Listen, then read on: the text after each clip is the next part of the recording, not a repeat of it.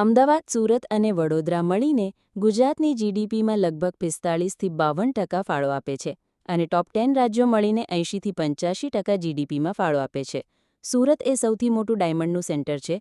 દુનિયાના 90% polish diamond અહીંથી મળે છે અને આ દુનિયાનું સૌથી મોટું કપડાનું ઉત્પાદન કરતું શહેર છે. ત્યારબાદ રાજકોટ ઓટોમોબાઈલ કોમ્પોનન્ટ અને ડીઝલ એન્જિનના ઉદ્યોગ માટે જાણીતું છે. જામનગરમાં માત્ર ગુજરાતની જ નહીં પરંતુ આખા દેશની સૌથી મોટી રિફાઇનરી આવેલ છે. ઓઇલ અને ગેસના ઉત્પાદન માટેનું આ એક મોટું શહેર છે. ત્યારબાદ ગુજરાતની રાજધાની ગાંધીનગરમાં ગુજરાતનું પહેલું આંતરરાષ્ટ્રીય નાણાકીય સેવા કેન્દ્ર આવેલું છે, જ્યાં રાષ્ટ્રીય અને આંતરરાષ્ટ્રીય બેંક ઓપરેટ કરે છે. ભાવનગરમાં દુનિયાનું સૌથી મોટું શિપબ્રેકિંગ યાર્ડ છે.